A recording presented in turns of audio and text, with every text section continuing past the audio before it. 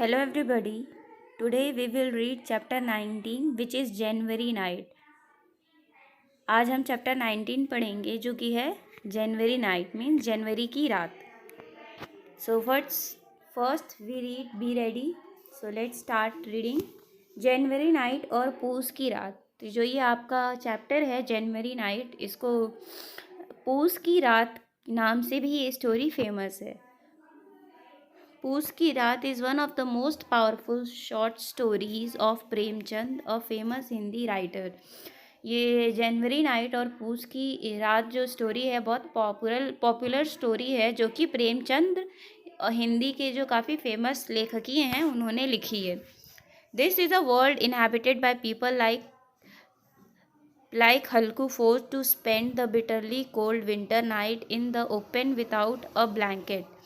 तो ये जो हमारा दुनिया है ये हल्कू जैसे लोगों से भरा हुआ है जिसको ज़बरदस्ती बिना मर्जी के ठंडी में बाहर बिताना पड़ता है बिना किसी चद्दर और कंबल के. Premchand describes their plight with unflinching honesty. तो प्रेमचंद जो है इस चैप्टर में यही सब चीज़ें मतलब बहुत अच्छे से उन्होंने दिखाई है.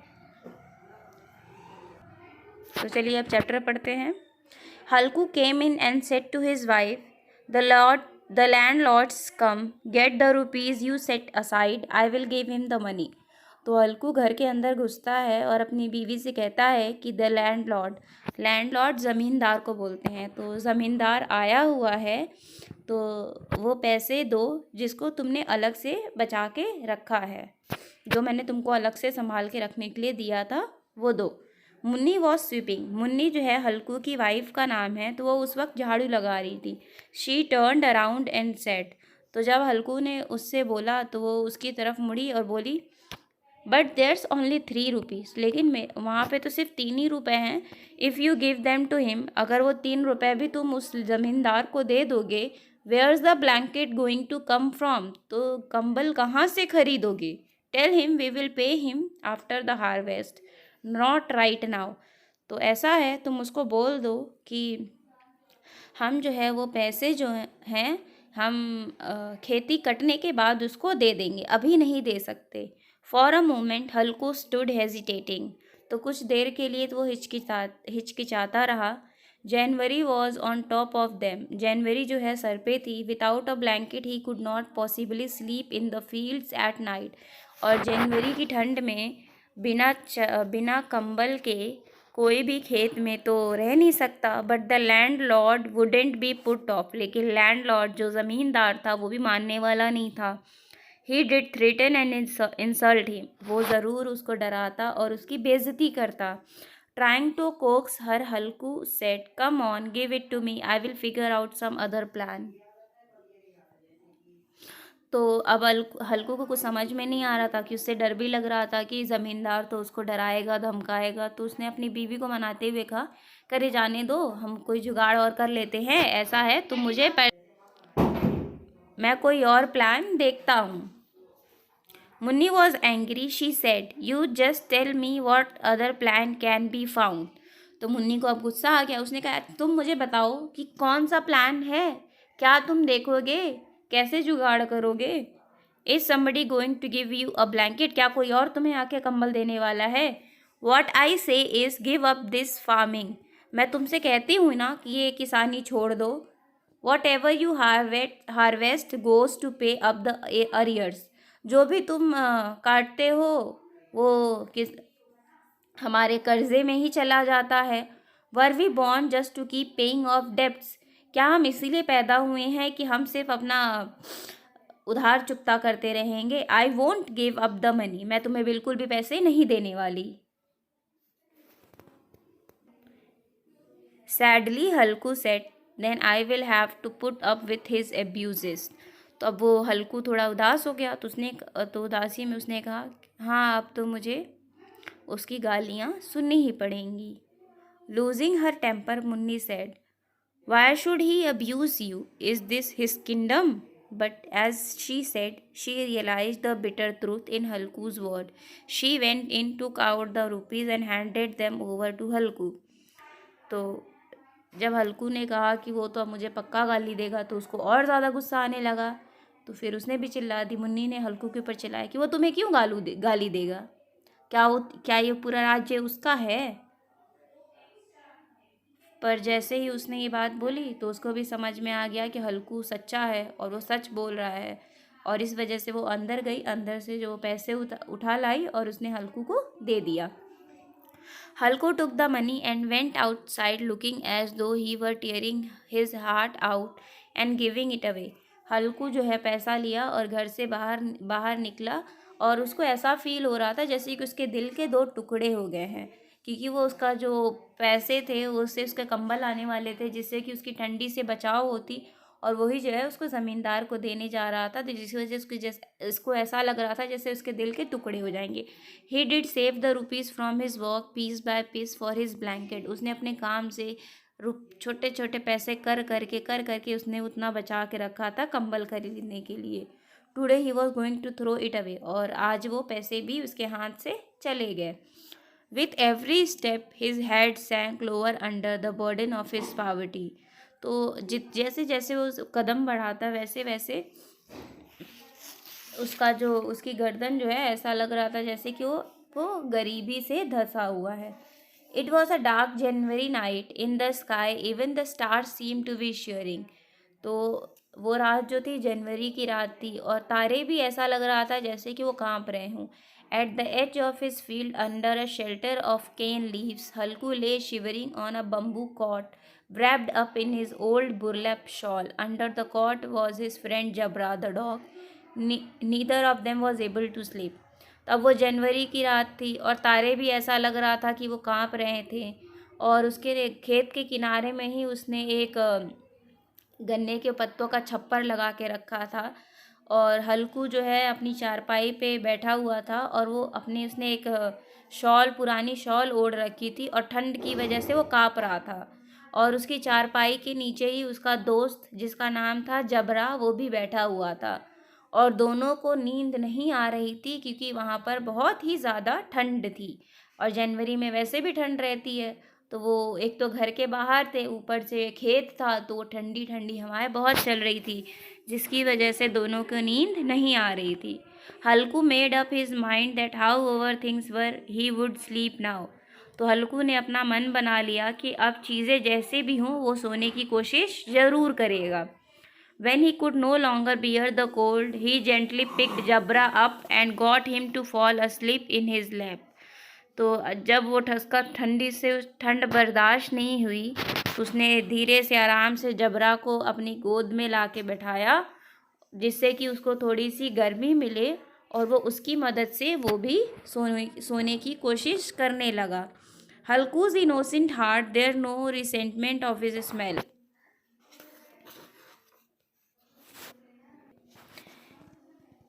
हल्कू का जो दिल था काफ़ी नर्म था, और उसको मतलब भेदभाव करना पसंद नहीं था, तो इस वजह से उसने कुत्ते को और अपने बीच कोई भेदभाव नहीं रखी, और इस वजह से उस कुत्ते को अपने गोद में बैठा के उससे साथ सोने की कोशिश करने लगा। He embraced him with the very same affection he would have felt for a brother और अ फ्रेंड। उसने उस कुत्ते का भी उसी तरीके से ख्याल रखा था, उसी तरीके से उस कुत्ते को भी प्यार दिया था जैसे कि एक इंसान अपने भाई और अपने दोस्तों को देता है। Another hour passed the night fanned up the cold with the wind. 1 घंटा और बीता, और अब रात और ज़्यादा हो रही थी, तो ठंड हवाएं और ज़्यादा चलने लगीं। इट सीम्ड एज दो all his blood had frozen. और ऐसा उस वक्त ऐसा लग रहा था कि जैसे उसके अंदर का, शरीर के अंदर का खून भी जो है वो ठंड से जम गया है। Only a stone's throw from Halku's field there was a mango grove. तो हल्कू स्टोन थ्रो का मतलब होता बहुत ही पास में, तो हल्कू की खेत के थोड़े से ही पास में एक आम का पेड़ था।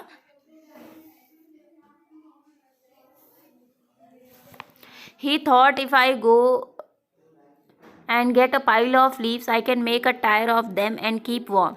तो हल्कू ने सोचा अगर मैं वहाँ उस आम के पेड़ के पास चला जाता हूँ और कुछ पत्ते इकट्ठा कर लेता हूँ, तो मैं आग जला के अपने आप को गर्म रख सकता हूँ। ही वेंट टूवर्ड्स द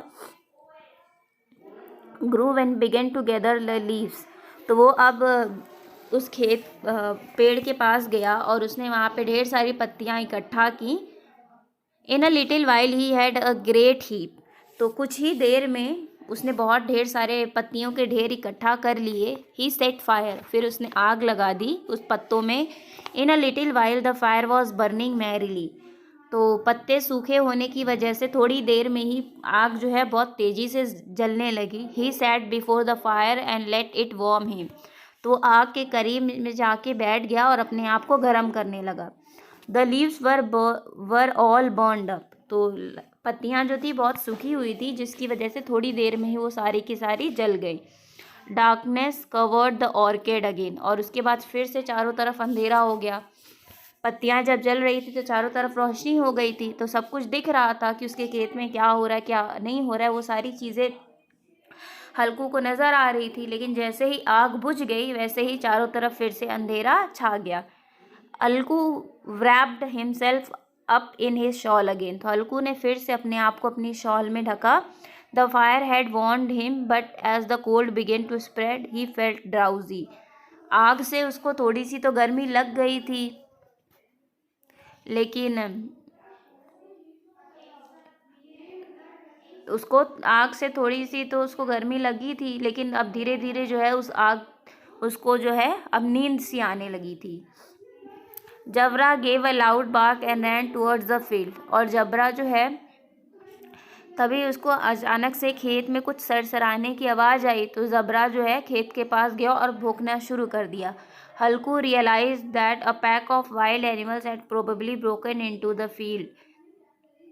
तो हल्कू को याद आया कि हो सकता है कि कुछ जंगली जानवर जो है उसके खेत में आ गए हैं। दे माइट बी नील गाय। तो उसने सोचा कि हाँ हाँ ज़रूर वो नील गाय ही होंगी।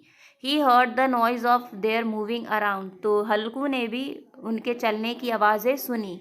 Then it seem to be him they must be grazing. तो तब जो है हल्कू को लगा कि ज़रूर वो उसकी फसल खा रही हैं। He began to hear the sound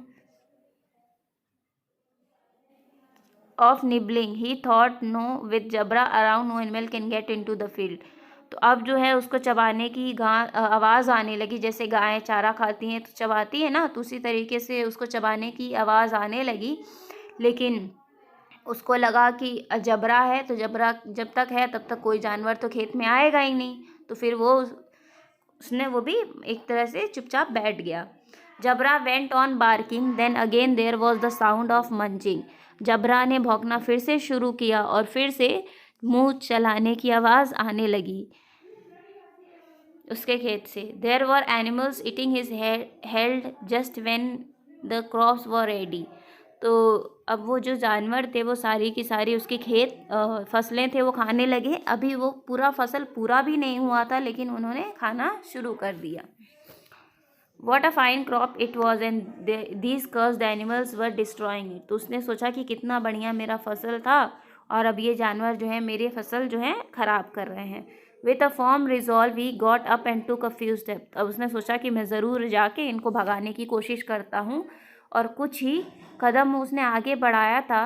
But suddenly a blast of wind pierced him with a sting like a scorpion, so that he went back and sat again by the ashes to warm his child body।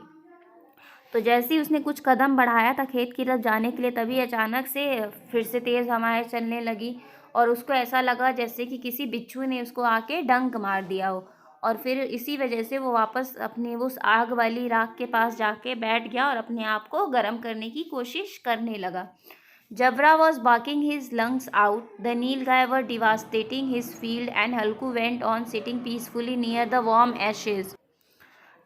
जबरा जो है बहुत खूब भौंक रहा था और जो नील गाय थी वो उसकी खेत को काफ़ी ज़्यादा ख़राब कर चुकी थी। हल्कू वेंट ऑन सिटिंग पीसफुली। लेकिन हल्कू जो है उसने कुछ भी नहीं किया और वो आराम से राख के पास बैठा रहा।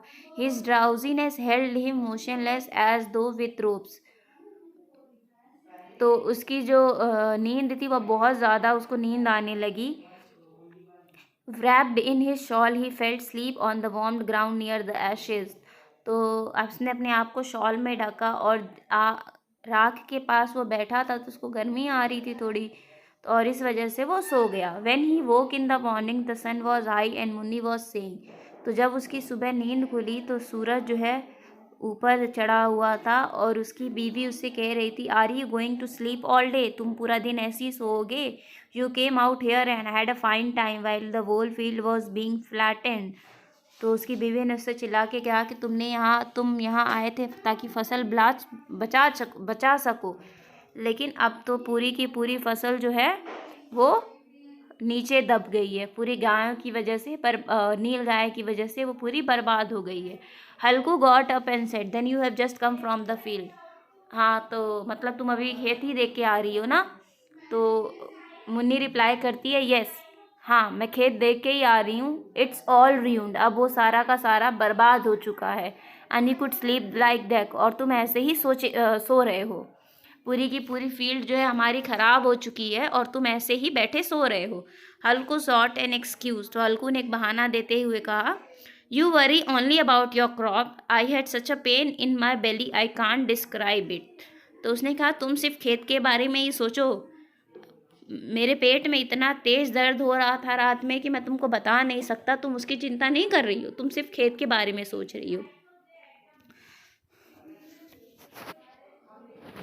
Then the two of them walked to the edge of their land. The whole field had been trampled.